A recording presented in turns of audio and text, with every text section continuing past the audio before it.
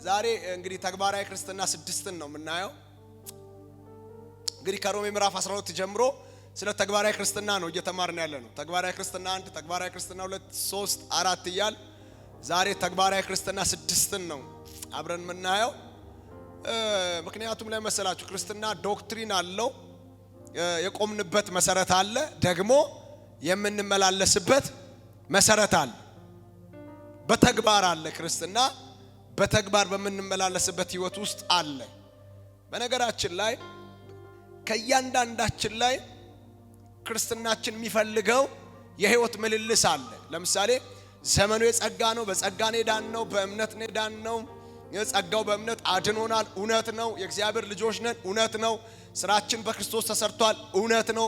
ምንም አይነት የሚጎድል ነገር የለውም። ይሄ ግን የዳነ ሰው ደግሞ የሚመላለሰው መመላለስ አለ። የዳነ ሰው ደግሞ ያለው ካራክተር አለ።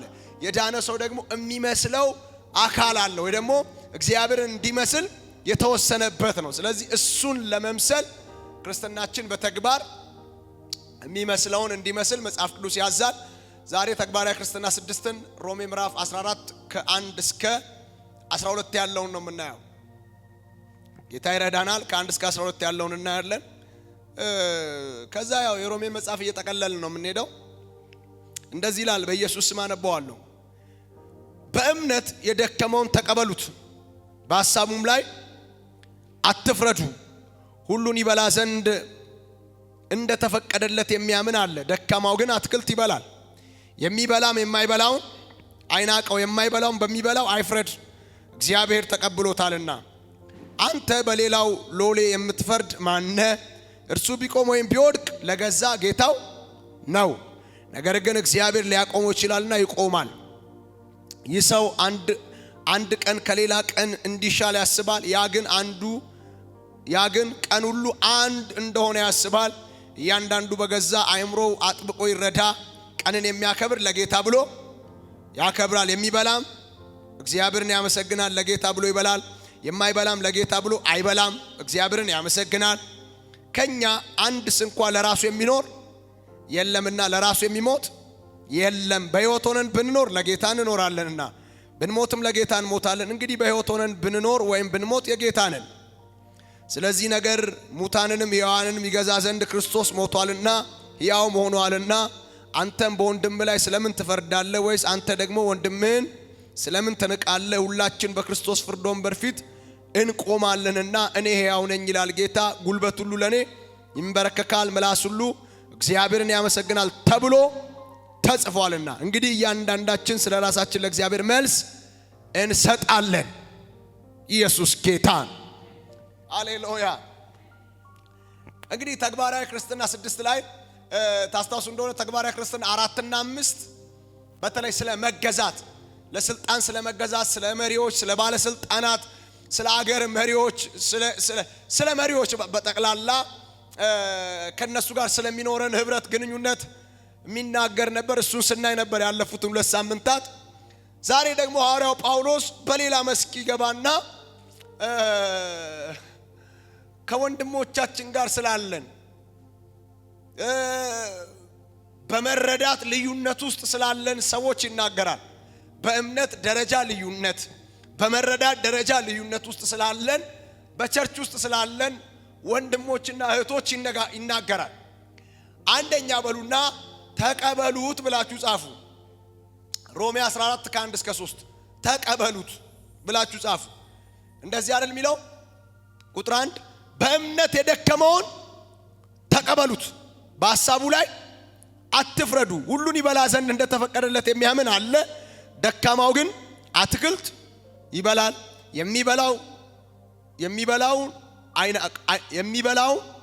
የማይበላውን አይናቀው፣ የማይበላውን በሚበላው አይፍረድ፣ እግዚአብሔር ምን ብሎታልና? ተቀብሎታልና። እግዚአብሔር ተቀብሎታልና ምን በሉት እናንተ? ተቀበሉት። አሁን ሐዋርያው ጳውሎስ በእምነት የደከመውን ሰውዬ ተቀበሉት ብሎ ይናገራል። አሁን የትኛው ነው በእምነት የደከመው ሰውዬ ሲባል እኔና እናንተ ወይ ደግሞ አንዳንዶቻችን የደረስንበት መረዳት ላይ ያልደረሰ ወይ ደግሞ እኔና እናንተ ያለን አይነት እምነት የሌለውን ሰውዬ እግዚአብሔር ራሱ የተቀበለው ሰው ስለሆነ እናንተ ምን አትበሉት፣ አትናቁት። ሰውየው ምን በሉት፣ ተቀበሉት ይልና ምሳሌ ሲያነሳ አንዳንድ ሰው ስለ መብላት እንኳን ስለ ምግብ ብሎ ይሄን ነገር ከበላው ኃጢአት ይሆንብኛል ብሎ አልበላም ይላል። አንዳንዱ ደግሞ አረ ምን የሚበላ እኔ ከጌታ ጋር ያረክሰኛል እንዴ ብሎ ምን ይላል፣ ይበላል። አምኖ ለጌታ ነው የምበላው ብሎ የሚበላው ሰውዬ አይኔ አልበላም ኃጢአት ይሆንብኛል ብሎ የማይበላውን ሰውዬ ምን አይበለው፣ አይናቀው። ወይ ደግሞ የማይበላው ሰውዬ ደግሞ ይሄ ሆዳም ነው ያገኘውን ይበላል በምግብ እግዚአብሔርን ያሳዝናል ብሎ የሚበላው ምን አይበለው፣ አይናቀው። ኢየሱስ ጌታ ነው። የሚበላውም ለጌታ ብሎ ይበላል፣ የማይበላውም ደግሞ ለጌታ ብሎ ምን አይልም፣ አይበላም። ስለዚህ አንዳችሁ ያላችሁ መረዳት ለሌላው መሰናክል አይሁን፣ አንዳችሁ ያላችሁ እምነት ለሌላው እንቅፋት አይሁን። ስለዚህ ምን በሉት፣ በእምነቱ ደካማ ነው ብላችሁ የምታስቡትን ሰውዬ እግዚአብሔር የተቀበለው ሰው ስለሆነ ምን በሉት፣ ተቀበሉት። ኢየሱስ ጌታ። ለምሳሌ እኔ በጌታ በሆንኩባቸው ጊዜያት የአሳማ ስጋ መብላት ይቻላል አይቻልም? አይቻልም። የአሳማ ስጋ አይበላም። ከዛ ሰው ልጋብዝ ምናምን ብሎ ወስዶ ምናምን ሲጋብዘኝ በርገር ከዛ ውስጥ ላይ የአሳማ ስጋ እኮ አለው ሞርቶዴላ አለው። እቤ ገብቼ ንሳ ጌታ ሆይ በቃ ይቅር በለኝ ሳላቅ ነው ያበሉኝ፣ እኔ የምን ስጋ እንደነበረው አላወቅኩም። እኔ ይሄንን ስናገር የሚሰማ ሰውዬ በእምነቱ የበረታ ሰው እኔ ይሄንን በማለቴ እኔ በጌታ ፊት ንሳ በመግባቴ የኔን እምነት ምን አይበል፣ አይናቅ። ኢየሱስ ያድናል። አሁንማ እናንተ እግዚአብሔር ይመስገን እንዳለ ሀገሪቱ በበርገር ቤት ሆኗል። ያሳማ ሆነ የእንትን ሆነ ምናምን ሆነ መብላት ነው፣ ምንም ችግር የለውም። በቃ ጌታ ረድቷቸዋል። አማኞች ናችሁ እናንተ። ሃሌሉያ። ከተወሰነ ጊዜ በፊት ግን እንደዚህ አይነት ነገሮች እንኳን ጭምር እኛን ያወዛግቡን፣ ዋጋ ያስከፍሉን ነበረ። ሃሌሉያ። ኢየሱስ ጌታ። ስለዚህ በዋናነት ሐዋርያው ጳውሎስ ለቤተ ክርስቲያን በዚህ ቦታ ላይ ማስተላለፍ የፈለገው ነገር ምንድነው? ጥቃቅን በሆኑ ጉዳዮች ላይ አትከፋፈሉ። ጉዳዩ ትንሽ ሆኖ እያለ ትንሽ የሆነው ጉዳይ እናንተን ግን አይከፋፍላችሁ፣ በእናንተ መካከል ልዩነት አያምጣ። መሰረታዊ ካልሆነ ነገርየው መሰረታዊ ካልሆነ፣ ለምሳሌ መጠጣት ተፈቅዷል አልተፈቀደም ምናምን፣ ለምሳሌ ሰክሬ በየቱቦ ካልወደኩ የሚል ወንድም ካለ እሱን ገስጹት፣ መሰረታዊ ነገር ስለሆነ። ምክንያቱም ለሆድ ህመም ትንሽ ምናምን ጠጣ ያለው ጳውሎስ ለጢሞቴዎስ በሚል ሰበብ ብዙ ወንድሞቻችን ይጠጣሉ። ጌታ አንድ ቀን ያው ይረዳቸዋል፣ ወይ ደግሞ ጉበታቸው ራሱ ፌል እያደረገ ሲመጣ ይተውታል። ኢየሱስ ጌታ። ግን መጽሐፍ ቅዱስ ግን በግልጽ ስለ ወይን ጠጅ ግን ምን ይላል እንዴ? የአይን ቅላት ለማን ነው? ያለ ምክንያት መቁሰል ለማን ነው? በየቱቦ መውደቅ ለማን ነው?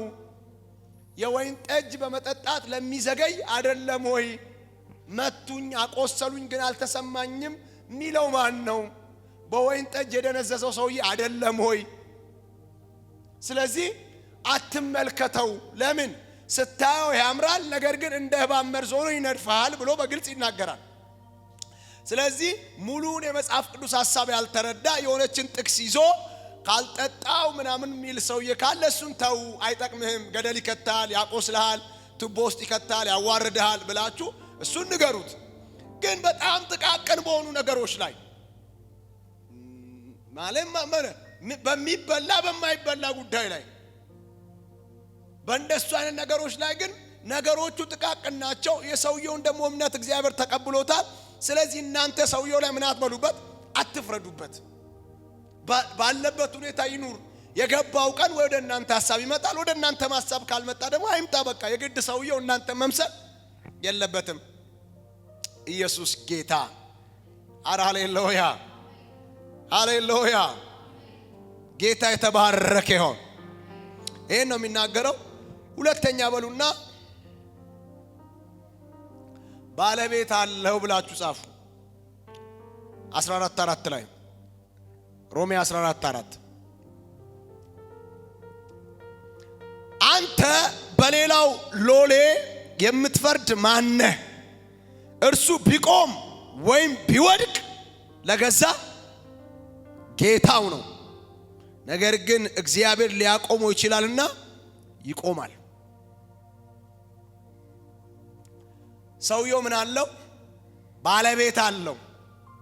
እስቲ ለራሳችሁ ጮክ በሉና ባለቤት አለኝ በሉ። እስቲ እንዴት ደስ ይላል! ድገሙና ባለቤት አለኝ በሉ። እስቲ ምን አላችሁ እናንተ? ባለቤት አላችሁ። የሆነ አካል ንብረት ናችሁ፣ ወይ ደግሞ የጌታ ምንድናችሁ? ንብረት ናችሁ። መጽሐፍ ቅዱስ ሲናገር ምን አለ? በዋጋ ተገዝታችኋልና የራሳችሁ አይደላችሁ። እናንተን በዋጋ የገዛ አካል አለ።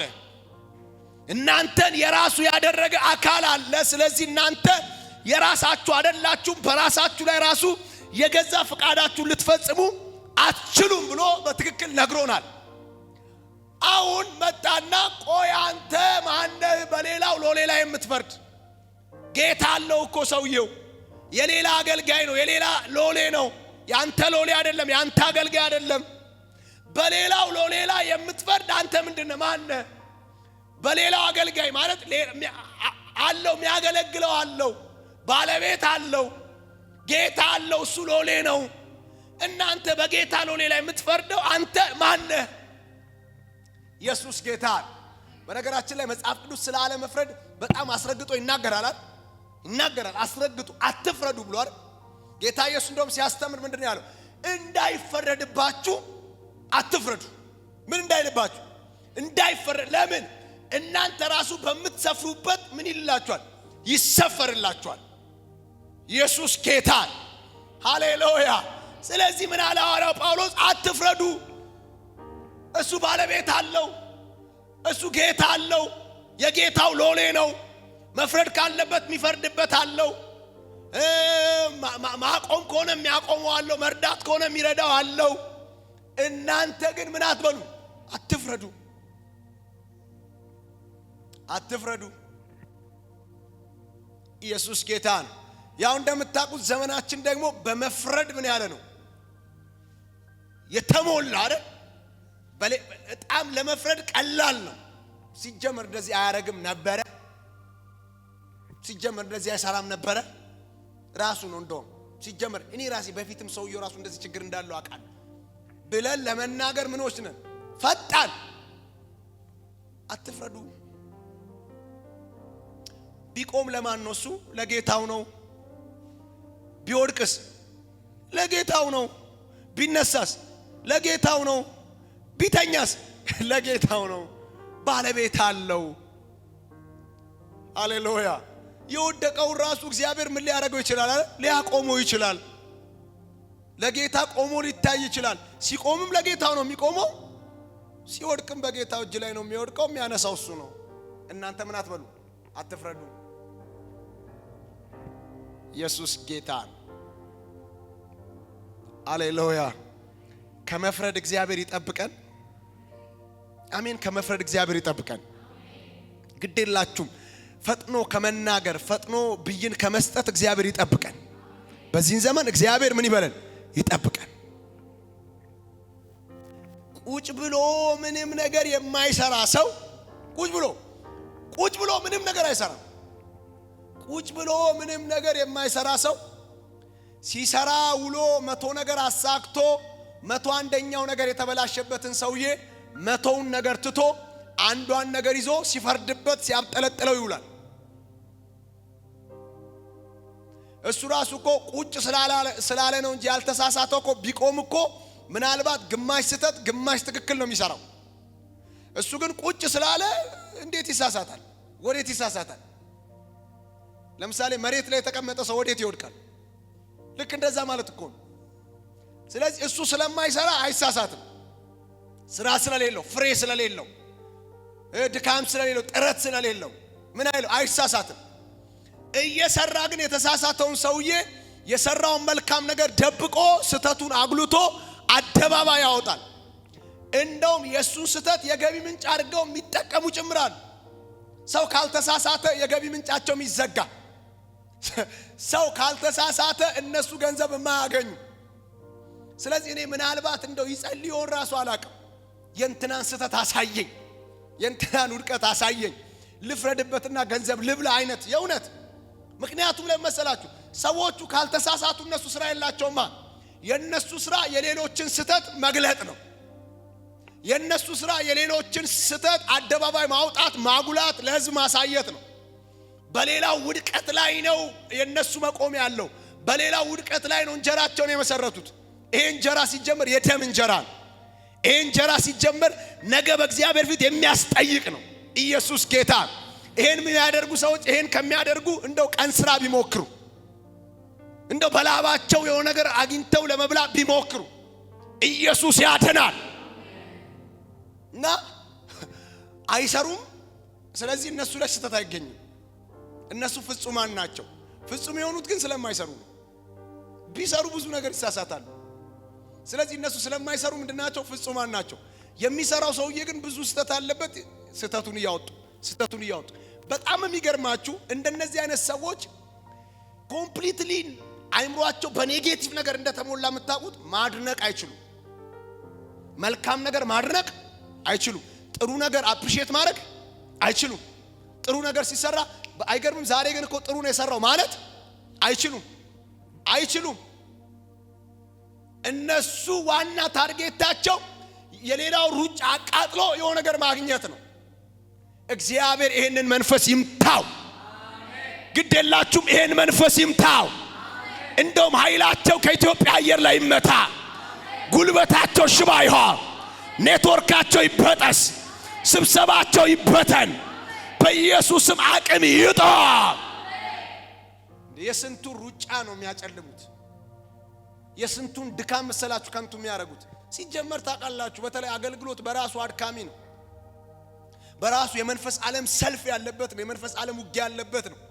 በራሱ እንደው አላገለግልስ የሚያስብል ነው። የጌታ ፍቅር አሸንፎን እንጂ እዛ ላይ ደግሞ ወንድም ነኝ ብሎ በጌታ ነኝ ብሎ ጥቅስ ጠቅሶ ቃል አጣፍቶ አሳምሮ ከዛስ መርዝ የሚረጭ ገዳይ መንፈስ እግዚአብሔር ይምታው። ለምሳሌ በጣም ብዙ አገልጋዮችን እያሰናከለ ያለ እናንተ አደባባይ ያለውና አልምታት ብዙ እኮ በየቤቱ ያለ ይሰናከላል። በየጓዳው ዋጋ እየከፈለ ያለ እግዚአብሔር አገልጋይ ቆይች ሲጀመር እዚህ አገልጋይ ያሉ እዚህ ያጠለጥላ እዚህ መታል እኔ ለምን አገልጋይ ሆናለሁ ብሎ እኮ ወደ ስራው የሚገባ ስንት አለ። ስንት ለእግዚአብሔር መንግስት የሚጠቅም ስንት መድረክ ላይ ቢቆም ስንት ስራ የሚሰራ ስንት እግዚአብሔር ቤት ውስጥ ቢመጣ ስንት ነገር የሚያስተካክል ስንት ክፍተት የሚሸፍን እኔ እንደዚህ እየተባለ እንትን እየተባለ ብሎ ተስፋ ቆርጦ ቁጭ አለ። እግዚአብሔር ይሄንን መንፈስ ይምታው። እኔ አንድ ነገር ላበረታታችሁ ያባቴ ልጆች፣ አንድ ነገር ልበላችሁ ትቀበሉኛላችሁ? አገልግሉ። እያበላሻችሁ አገልግሉ። እየተሳሳታችሁ አገልግሉ። እያረማችሁ ነው የምትቀጥሉት። አገልግሉ። ለመሳሳት አይደለም የምታገለግሉት። ሲጀመር ጌታን ስለምትወዱ ነው የምታገለግሉት። በቃ እየደከማችሁ አገልግሉ። ጌታን። ቁሙ በእግዚአብሔር ቤት ውስጥ፣ ቁሙ በእግዚአብሔር መንግስት ውስጥ ስሩ ስራ። ስተት ፈርታችሁ አትቀመጡ። የሆነ እንከን ፈርታችሁ አትቀመጡ። ሲቀጥል እነዚህ የእባብ መርዝ ያላቸው ምላስ ፈርታችሁ አትቀመጡ። በምን ይሉኛልም ብላችሁ አትቀመጡ። ስሩ፣ ተንቀሳቀሱ፣ አጥፉ፣ አበላሹ፣ ችግር የለውም። እየተስተካከላችሁ ትሄዳላችሁ። ፍጹም ለመሆን የሚሰራ ሰው እንጂ ፍጹም ሆኖ የጀመረ ሰው የለም። ሃሌሉያ። ስለዚህ ምን አትበሉ አለ? አትፍረዱ። ሰውየው የሚፈርድበት ባለቤት አለው፣ የሚያሞግሰውም ባለቤት አለው። እግዚአብሔር ይመስገን ማለት በብዙ ስብራት ውስጥም ቢሆን እኔ አሁን የተለየ ሙገሳም ከሰው ብዙ አያስፈልገኝም። ከሆነም ደግሞ እግዚአብሔር ይመስገን ብዬ ነው የምቀበለው። የተለየ መተቸትም ደግሞ ምንም አያወርደኝም ማለት በቃ ከዛ መስመር አለፉ። ኢየሱስ ጌታ። ለምሳሌ በስመ አብ ምላችሁ ምናምን በጣም ብታደንቁኝም ጌታ ይባርካችሁ፣ አሪፍ ነው። ካላደነቃችሁኝም ጌታ ይባርካችሁ። እኔ የጠራኝን ፍቃድ ለመፈጸም ነው ያለሁት እዚህ ጋር። አሜን ነው በቃ። ኢየሱስ ጌታ። ከዚህ በፊት ብያችሁ የለ እውነት እንኳን ሲኖራችሁ እውነትን በፍቅር ግለጡ አይደል መጽሐፍ የሚለው።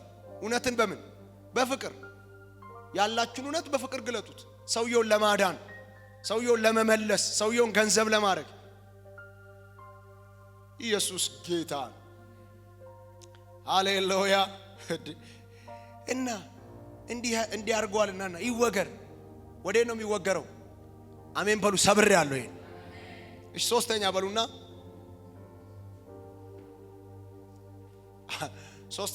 በሉና ዛሬ እንግዲህ ይሄ ነው ሐሳባችን። ሶስተኛ በሉና ለጌታ ብሎ ከሆነ ተረዱት ብላችሁ ጻፉ። ለጌታ ብሎ ከሆነ ተረዱት ብላችሁ ጻፉ። ሮሜ 14:5 እና 6 ሮሜ 14:5 እና 6 እና አንብበው በኢየሱስ ስም። ይህ ሰው አንድ ቀን ከሌላ ቀን እንዲሻል ያስባል፣ ያ ግን ሁሉ አንድ እንደሆነ ያስባል። እያንዳንዱ በገዛ አይምሮው አጥብቆ ይረዳ። ቀንን የሚያከብር ለጌታ ብሎ ምን ይላል? ያከብራል። የሚበላም እግዚአብሔርን ያመሰግናል፣ ለጌታ ብሎ ይበላል። የማይበላም ለጌታ ብሎ አይበላም፣ እግዚአብሔርን ያመሰግናል። ኢየሱስ ጌታ። መጽሐፍ ምንድነው እያለን ያለው? ሰውየው የመነሻ ሐሳቡ ትክክል ከሆነ ምን በሉት? ተረዱት። ለምሳሌ ለጌታ ብሎ አንዱ ቀን ከሌላው ቀን ይለያል ብሎ የሚያስብ አለ። ለማ ብሎ? ለጌታ። ለምሳሌ የእሁድ ቀን የተለየ ቀን ነው ብሎ የሚያስብ ጴንጤ አለ። ስለዚህ እሁድ ቀን እኔ ቸርች ነው የሚሄደው፣ በቃ ጸልያለሁ፣ አመልካለሁ፣ ከዛ በኋላ ቤቴ ገባለሁ፣ መንፈሳዊ ነገር ሳረግ ነው ብሎ የሚል አለ። እሁድ ላይ ምንም አይነት ነገር አልሰራም ለጌታ ነው ብሎ እንደተለየ ቀን እሁድን የሚያያለ። እሺ ሌላኛው ደግሞ በቃ ችግር የለበትም፣ ሰኞም ስራ ነው፣ እሁድም ስራ ነው ምናምን ነው። አንደኛውን አይናቀው፣ አንደኛውን አይክፋው። ኢየሱስ ጌታ። ሰውየው ለጌታ ብሎ ከሆነ ተረዱት እናንተ። ኢየሱስ ያድናል። እኔ አሁን ለምሳሌ ጾም ጸሎት ካለ በፊት እሁድ ቀን የሚጾም አይመስለኝም ነበር ድሮ። አሁን ጾም ጸሎት ለምሳሌ ለ10 ቀን ጾም ጸሎት ከገባው እሁድ ቀን የሚጾም አይመስለኝም። ሰንበት ነው ብዬ እሁድ በልቼ ሰኞ ነው የምቀጥለው። ኢየሱስ ጌታ ሃሌሉያ። አሁን የዛኔ እግዚአብሔር ይመስገን ብቻዬን ስለሆንኩ ነው እንጂ ሌላ ሰው ቢኖራው ምንድነው የሚለው? ይህ ሰውዬ ግን ጤነኛ ነው የሚለው። እሁድ የተለየ ነው ያልኩት ለማ ብዬ ነው? እኔ ለጌታ ብዬ በነበረኝ መረዳት ለጌታ ብዬ ነው። ስለዚህ መጽሐፍ ምን አለ? ለጌታ ብሎ ከሆነ ሞቲቭ ለጌታ ብሎ ከሆነ ተረዱት እናንተ፣ አትፍረዱበት። ኢየሱስ ጌታ ሃሌሉያ። ቀን የተለየ ነው ብሎ ጌታን ለማክበር ከሆነ ተረዱት። እንደዛ ሲባል ግን ለምሳሌ በ11 በ13 በ18 በምናምን እንትን ነው ብሎ ቀን የሚያከብረውን ተቀበሉት እያለ አይደለም። ሃሌሉያ። በተለይ ሐዋርያው ጳውሎስ እዚህ ጋር መናገር የሚፈልገው በወቅቱ ያው በሮም የነበሩ አማኞች ከአይሁድ የወጡ ሲቀጥል ደግሞ ከአሕዛብ የወጡ ናቸውና እነዚህ የተቀላቀሉ ማህበር መካከል አንዳንዱ ሰንበት ብሎ ቅዳሜ የተለየ ቀን ነው ብሎ ያስባል። ከአይሁድ ስለወጣ ባክግራውንዱ አይሁድ ስለሆነ። ከአሕዛብ ደግሞ የወጣው ሰንበት አያውቅ፣ ቅዳሜ አያውቅ፣ ምንም አያውቅም። ስለዚህ እነዚህኞቹ ላይ ኮሜንት ሲመጣ አይ አታምጡ፣ እነዚህም ለጌታ ብለው ነው ተዋቸውም፣ እነዚህም ደግሞ ከበሉ ለጌታ ብለው ነው የሚበሉት፣ ካከበሩም ለጌታ ብለው ነው የሚያከብሩት፣ ካላከበሩ ደግሞ ለጌታ ብለው ነው የማያከብሩት። ተው እናንተ ነው። ኢየሱስ ጌታ ነው። በነገራችን ላይ ቅዱሳን መጽሐፍ ቅዱስ ሲናገር እግዚአብሔር የመነሻን ሐሳብ ይመዝናል ይላል። ምንን ነው የሚመዝነው? እግዚአብሔር የመነሻን ሐሳብ ይመዝናል። ምን ማለት መሰላችሁ? እግዚአብሔር አንድን ነገር ስታደርጉ ለምንድነው ያደረጉት ብሎ እሱኛውን ነው የሚያስበው፣ እሱኛውን ነው የሚያየው። ኢየሱስ ጌታ። ለምሳሌ ስትነሱ ያንን ነገር ለማድረግ ስትነሱ ድርጊቱን ብቻ ሳይሆን እግዚአብሔር የሚያየው እግዚአብሔር ለምንድነው ያንን ነገር ለማድረግ ያሰቡት የሚለውን ሐሳባችንን ምን ይላል? ይመዝነዋል፣ ያያል ይላል መጽሐፍ ቅዱስ። ኢየሱስ ጌታ። ለምሳሌ አንዳንድ ሰዎች መልካም ነገር አስበው ይነሱና የሆነ ነገር ሲያረጉ ድርጊቱ ግን ክፉ ይሆናል። ሰዎችን የሚያስቆጣ ይሆናል። ሰዎችን የሚያናድድ የሚያበሳጭ ይሆናል። ይገርማቸዋል። እነዚህን ሰዎች ግን እግዚአብሔር ምን ብሏቸዋል ነው የሚለው? ተቀብለዋቸዋል። ለምን? የመነሻ ሐሳባቸው ትክክለኛ ስለነበረ። አንዳንዱ ደግሞ የመነሻ ሐሳቡ ራሱ ጥመት ያረግና አመጽ ያረግና ሌላውን ወጥመድ ውስጥ የሚከት ያረግና ከላይ ግን መልካም ነገር ይቀባዋል። ሰዎች ላያቁበት ይችላሉ። ይሄ ሰውዬ መልካም ነው ያሰበው፣ ጥሩ ነው ያሰበው ምናምን ሊሉ ይችላሉ ሰዎች። ለምን? ኦሬዲ በቃ ሸፋፍኖት ስላለ። እግዚአብሔር ግን እሱን ሰውዬ ምን ይለዋል አለ? ይቃወመዋል። ኢየሱስ ያድናል። ለምን? እግዚአብሔር የሚያየው ጉዳዩን ማድረጋችንን ሳይሆን ጉዳዩን ለማድረግ የተነሳንበትን ሐሳብ።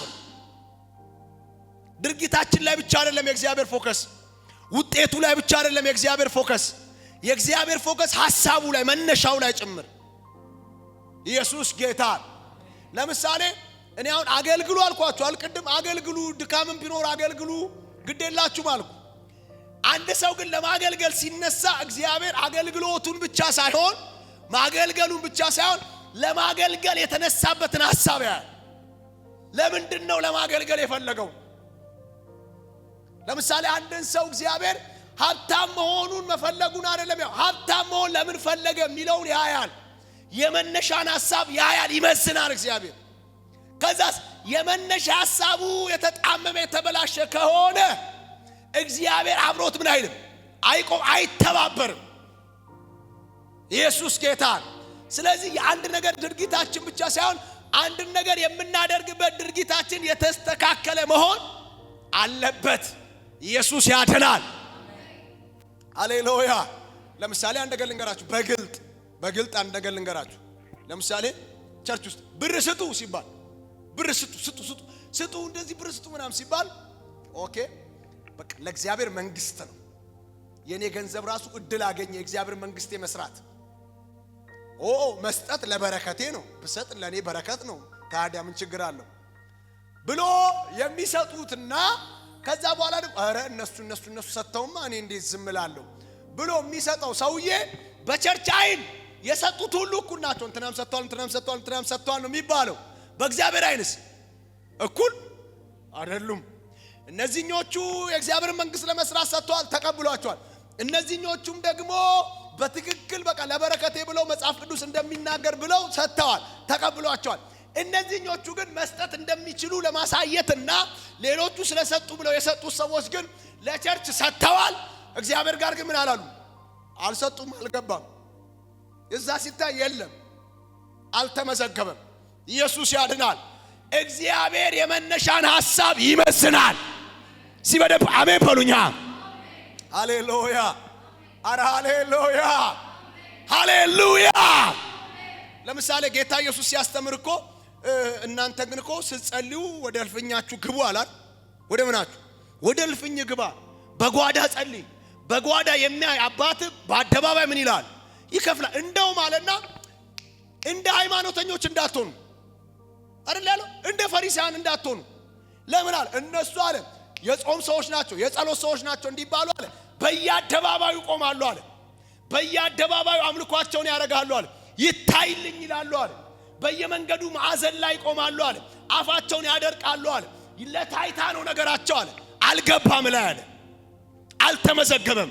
አንተ ግን አለ ምጽዋትን ስታደርግ በጓዳ ይሄኛው እጅ የሚሰጠው ነው፣ ይሄኛው እጅ ራሱ አይወቀው፣ በስውር አድርገውና በስውር የሚያይ በአደባባይ። ሃሌሉያ! ስትጸልይ በስውር ጸልይ፣ በአደባባይ። ሃሌሉያ! መንፈሳዊ ነገር ስታደርግ በስውር አድርግ፣ በአደባባይ ይከፍላል፣ በአደባባይ ይከፍላል። ሃሌሉያ! የመነሻን ሐሳብ እግዚአብሔር ይመስነው ያየዋል። ቅዱሳን ያየዋል። የትም ፍጪው ዱቄትን አምጪው እግዚአብሔር መንግስት ውስጥ አይሰራም። የምንድነው ዱቄቱ ይላል። የት ነው ያስፈጨኸው ይላል። ለምንድን ነው ያስፈጨኸው ይላል። ሃሌሉያ! እግዚአብሔር ይመስገን። እሺ አራተኛና አምስተኛውን አይተን ጨርስ። አራተኛ በሉና የኛ ነገር በጠቅላላ ለጌታ ክብር ነው ብላችሁ ጻፉ። የኛ ነገር በጠቅላላ ለጌታ ክብር ነው ብላችሁ ጻፉ። የኛ ነገር በጠቅላላ ለጌታ ክብር ነው ብላችሁ ጻፉ። ከፈለጋችሁ ደግሞ የኔ ነገር በጠቅላላ ለጌታ ክብር ነው ብላችሁ ጻፉ።